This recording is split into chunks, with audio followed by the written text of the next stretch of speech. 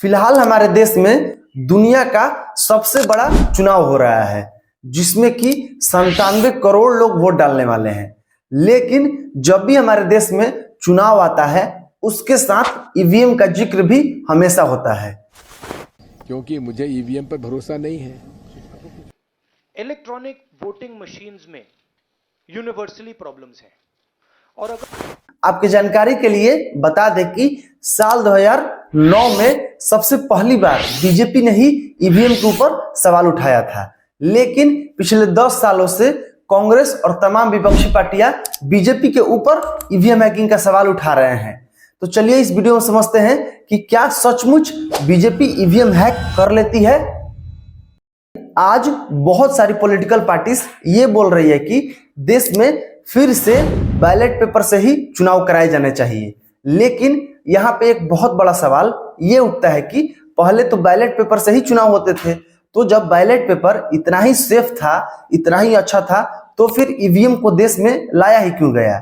और आपकी जानकारी के लिए बता दें कि ईवीएम को सारे राजनीतिक पार्टी से पूछ कर ही लाया गया था।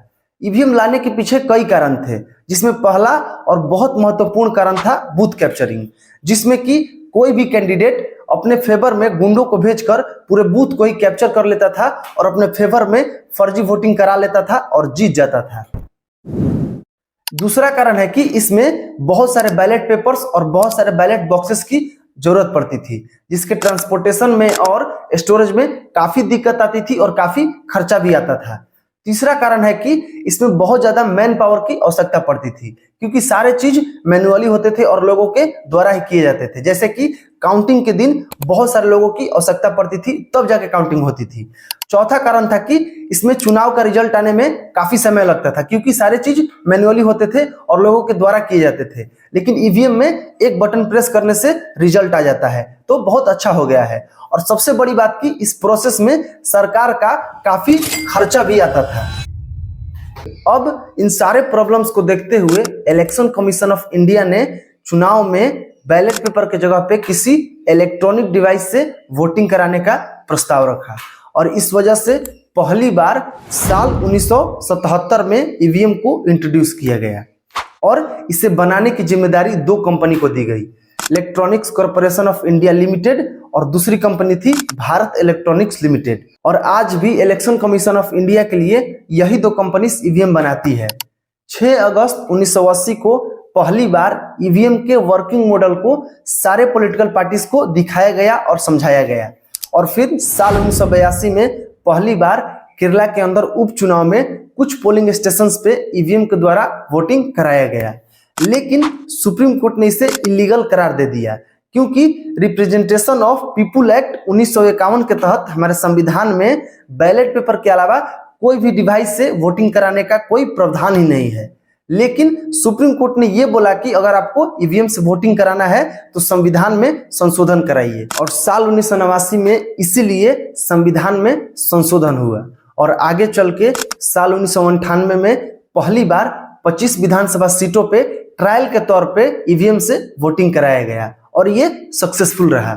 इसीलिए साल 2001 में केरला, पुडुचेरी, तमिलनाडु और वेस्ट बंगाल के सारे विधानसभा सीटों पे ईवीएम से ही वोटिंग कराया गया, और फिर आगे चल के साल 2004 में पहली बार लोकसभा चुनाव के अंदर सारे 543 सीटों पे ईवीएम से ही मतदान हुआ और सक्सेसफुल रहा। लेकिन साल 2004 के बाद 2009 में भी केंद्र में यूपीए की सरकार बन गई, जिसके बाद बीजेपी के सीनियर लीडर लाल कृष्ण आडवाणी ने पहली बार देश में ईवीएम के ऊपर सवाल उठाया। यहां तक कि उस समय बीजेपी के प्रवक्ता थे जीवीएल नरसिम्हा राव। उन्होंने तो ईवीएम के ऊपर एक बुक लिखी थी जिसका नाम था डेमोक्रेसी एट रिस्क। आगे चल के साल 2011 में बीजेपी के नेता और सीनियर वकील सुब्रमण्यम स्वामी ने तो ईवीएम के खिलाफ सुप्रीम कोर्ट में एक पीआईएल दायर की थी, जिसकी वजह से सुप्रीम कोर्ट ने इलेक्शन कमीशन ऑफ इंडिया को चुनाव में वीवीपैट मशीन को यूज करने का निर्देश दिया। वीडियो में आगे आपको बताएंगे कि ये वीवीपैट मशीन होता क्या है और ये काम कैसे करता है। लेकिन यहीं से अब ईवीएम को बदनाम करने का दौर भी शुरू हो चुका था। मतलब कि जो पार्टी चुनाव जीत गई उसके लिए ईवीएम ठीक है, जो पार्टी चुनाव हार गई उसके लिए ईवीएम हैक हो चुका है। जैसे कि साल 2009 में बीजेपी चुनाव हार चुकी थी और वो ईवीएम के ऊपर सवाल उठा रही थी, लेकिन कांग्रेस चुनाव जीत गई थी और वो ईवीएम को सही साबित कर रही थी। लेकिन 2014 में बिल्कुल उल्टा हो गया। जो कांग्रेस 2009 में चुनाव जीतने के बाद ईवीएम को सही कह रही थी, वो 2014 में चुनाव हारने के बाद ईवीएम के ऊपर ही सवाल उठाने लगी। और जो बीजेपी 2009 में ईवीएम के ऊपर सवाल उठाती थी, वो 2014 में चुनाव जीतने के बाद उसे सही कहने लगी। तो दोस्तों, क्या आपको ऐसा लगता है कि ईवीएम के साथ छेड़छाड़ हो सकता है? तो चलिए आपको सब कुछ बताते हैं। ईवीएम के हैकिंग को समझने के लिए सबसे पहले हमें यह समझना होगा कि ईवीएम काम कैसे करता है। तो चलिए आपको बताते हैं। ईवीएम टोटल 3 यूनिट से मिलकर बनता है। पहला है कंट्रोल यूनिट, जो कि मेन होता है और पूरे ईवीएम को यहीं से कंट्रोल किया जाता है और वोटिंग का सारा डेटा इसी कंट्रोल यूनिट में स्टोर होता है और ये प्रिसाइडिंग ऑफिसर मतलब कि मतदान अधिकारी अपने पास रखता है। और जब अधिकारी कंट्रोल यूनिट में स्टार्ट बटन प्रेस करता है तब जाके पूरा ईवीएम ऑन होता है और वोटिंग को स्टार्ट किया जाता है। दूसरा है बैलेट यूनिट, जिसमें कि प्रत्याशी का नाम, सीरियल नंबर, चुनाव चिन्ह रहता है और सारे कैंडिडेट के नाम के सामने एक छोटा सा रेड लाइट होता है और उसके बगल में एक नीला बटन होता है जिसे दबाकर हम वोट डालते हैं। और जैसे ही हम बटन दबाते हैं तो एक बीप का साउंड आता है और जो बगल में रेड लाइट होता है वो जल जाता है, जिससे ये कंफर्म होता है कि आपका वोट डल चुका है। तीसरा यूनिट है वीवीपैट मशीन, जिसका जिक्र मैंने पीछे वीडियो में भी किया था और ये ईवीएम का सबसे महत्वपूर्ण अंग होता है, क्योंकि बहुत लोग ऐसा भी आरोप लगाते हैं कि मैंने तो इस पार्टी को वोट डाला था लेकिन उस पार्टी को चला गया और इस वजह से इसको लाया गया था। इसका काम यही होता है कि जब आप बैलेट यूनिट में बटन दबाकर वोट डालते हैं तो इस मशीन में 7 सेकंड के लिए एक पर्ची निकलती है और वो पर्ची में आपके प्रत्याशी का नाम, सीरियल नंबर, चुनाव चिन्ह सब दिखता है, जिससे आप ये कंफर्म कर सकते हैं कि जिस प्रत्याशी को आपने वोट डाला है वोट उसी को गया है, दूसरे को नहीं। और ये तीनों डिवाइस एक दूसरे के साथ वायर के द्वारा कनेक्टेड रहता है और खास बात है कि ये तीनों एक साथ ही काम कर सकते हैं, अलग अलग नहीं। यहां तक आपको यह समझ में आ गया होगा कि वोटिंग के दौरान ईवीएम से छेड़छाड़ करना पॉसिबल नहीं है।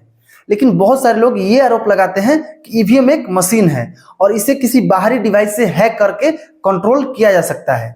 लेकिन आपको बता दें कि यह भी पॉसिबल नहीं है, क्योंकि ईवीएम के अंदर एक वन टाइम प्रोग्रामेबल चिप होता है जिसे दोबारा प्रोग्राम किया ही नहीं जा सकता है। और सबसे बड़ी बात है कि ईवीएम एक स्टैंड अलोन मशीन है, जिसका मतलब है कि ईवीएम में किसी तरह का एक्सटर्नल कनेक्शन है ही नहीं, जैसे कि ब्लूटूथ, वाईफाई, इंटरनेट कनेक्शन या किसी तरह का रेडियो फ्रीक्वेंसी, बल्कि इसके अंदर एक लिथियम बैटरी होती है जिसकी वजह से ईवीएम फंक्शन करता है। तो दोस्तों, ये जो अफवाह फैलाया जाता है कि ईवीएम को हैक करके बाहरी किसी डिवाइस से कंट्रोल किया जा सकता है, ये बिल्कुल गलत है और ऐसा बिल्कुल पॉसिबल ही नहीं है।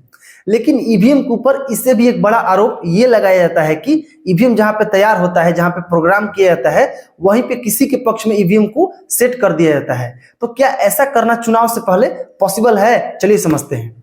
इलेक्शन कमीशन के हिसाब से जो ईवीएम्स है उसे बहुत सारे स्टोरेज में रखा जाता है और जैसे ही चुनाव की तारीख का ऐलान होता है, ईवीएम को वहां से निकालकर डिस्ट्रिक्ट हेडक्वार्टर में भेजा जाता है। अब डिस्ट्रिक्ट हेडक्वार्टर में भेजने के लिए ईवीएम रैंडमाइजेशन का एक प्रोसेस अपनाया जाता है। इसका मतलब ये होता है कि हर एक ईवीएम पे एक यूनिक सीरियल नंबर होता है और ये कंप्यूटर डिसाइड करता है कि कौन सा सीरियल नंबर वाला ईवीएम कौन से क्षेत्र में जाएगा। तो पहले से किसी को पता ही नहीं होता है कि कौन सा ईवीएम कौन से पोलिंग स्टेशन पे जाएगा, तो किसी के पक्ष में ईवीएम को पहले से सेट करना पॉसिबल ही नहीं है। यहां से चलने के बाद ईवीएम को डिस्ट्रिक्ट हेडक्वार्टर में लाया जाता है और यहाँ पे सारे पॉलिटिकल कैंडिडेट्स के सामने इस ईवीएम को स्ट्रांग रूम में रख के सील कर दिया जाता है और इस स्ट्रांग रूम में 24 घंटे लाइव सीसीटीवी रिकॉर्डिंग चलती है, ताकि कोई भी इसे देख सकता है और पता कर सकता है कि ईवीएम के साथ छेड़छाड़ नहीं हुई है। और इस रूम की जो सिक्योरिटी है वो स्पेशल आर्म्ड फोर्सेस के द्वारा की जाती है। डिस्ट्रिक्ट हेडक्वार्टर से ईवीएम को कॉन्स्टिट्यूएंसी में लाया जाता है और वोटिंग के दिन इसे डिफरेंट पोलिंग स्टेशन पे भेजा जाता है। अब आपके दिमाग में एक डाउट आ रहा होगा कि अगर रास्ते में ही ईवीएम को बदल दिया जाए तो क्या होगा। लेकिन आपको बता दें कि हर एक ईवीएम का एक यूनिक आईडी होता है और उसे स्पेशल पोलिंग स्टेशंस के लिए ही अलॉट किया जाता है।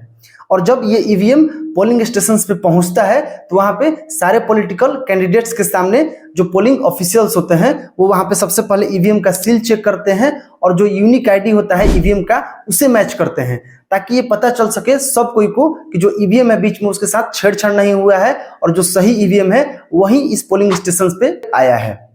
इसके बाद सारे पॉलिटिकल रिप्रेजेंटेटिव के सामने जो पोलिंग ऑफिशियल्स होते हैं वो ईवीएम में एक नकली वोटिंग कराते हैं, मतलब डमी वोटिंग कराते हैं और फिर रिजल्ट्स को मैच किया जाता है ताकि कंफर्म हो सके कि जो ईवीएम है वो सही काम कर रहा है, उसके साथ कोई छेड़छाड़ नहीं हुआ है। इसके बाद रियल वोटिंग स्टार्ट होती है और रियल वोटिंग को स्टार्ट करने के लिए जो प्रिसाइडिंग ऑफिसर होता है वो कंट्रोल यूनिट में स्टार्ट बटन दबाता है और उस समय की टाइमिंग ईवीएम में नोट हो जाती है और जब वोटिंग खत्म होती है उस समय की भी जो टाइमिंग है वो ईवीएम में नोट हो जाती है।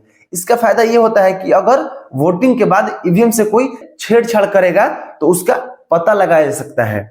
वोटिंग खत्म होते ही पोलिंग ऑफिशियल्स सारे पॉलिटिकल रिप्रेजेंटेटिव के सामने ये नोट करते हैं कि किस आईडी वाले ईवीएम में कितना वोट पड़ा है और इसकी जानकारी सारे कैंडिडेट्स को भी भेज दी जाती है। इसके बाद सबके सामने ईवीएम को सील करके स्ट्रांग रूम में रख दी जाती है। उसके बाद एक यूनिक स्लिप जनरेट किया जाता है और सारे कैंडिडेट्स को दिया जाता है और एक यूनिक स्लिप पोलिंग ऑफिशियल अपने पास रखता है, क्योंकि ईवीएम को दोबारा ऑन करने के लिए दोनों स्लिप का मैच करना जरूरी है। अगर कोई ईवीएम को लूट भी लेता है तो कोई फायदा नहीं होगा। अब काउंटिंग के दिन ईवीएम को सबके सामने बाहर निकाला जाता है और उसके सील को चेक किया जाता है। कंफर्म होने के बाद काउंटिंग स्टार्ट होता है। तो दोस्तों अब तक आपको क्लियर हो गया होगा कि कभी भी ईवीएम को नहीं हैक किया जा सकता है और ना ही इसके साथ कोई छेड़छाड़ किया जा सकता है। लेकिन बड़ा सवाल यह है कि इसके बाद भी सारे पॉलिटिकल पार्टीज ईवीएम हैक होने का दावा क्यों करते हैं? तो इसका सिंपल आंसर ये है कि वो अपने हार को छुपाने के लिए ईवीएम को बदनाम करते हैं और बस पॉलिटिक्स करते हैं और कुछ नहीं। आपको एक बहुत बड़ा बात बता दें कि साल 2017 में इलेक्शन कमीशन ऑफ इंडिया ने अपने ऑफिस में ईवीएम को हैक करने के लिए सारे पॉलिटिकल पार्टीज को न्योता दिया था कि अब आइए, किसी भी हैकर को लेकर आइए और ईवीएम को हैक करके दिखाइए, लेकिन किसी भी पार्टी ने वहां पे जाने का जुर्रत नहीं किया था। तो इससे कंफर्म हो जाता है कि ये एक पॉलिटिकल स्टंट भर रह गया है, इसमें कोई भी सच्चाई नहीं है। तो दोस्तों अगर इन्फॉर्मेशन अच्छा लगा हो तो एक लाइक कीजिएगा, चैनल को सब्सक्राइब कीजिएगा, कमेंट कीजिएगा। तब तक के लिए धन्यवाद।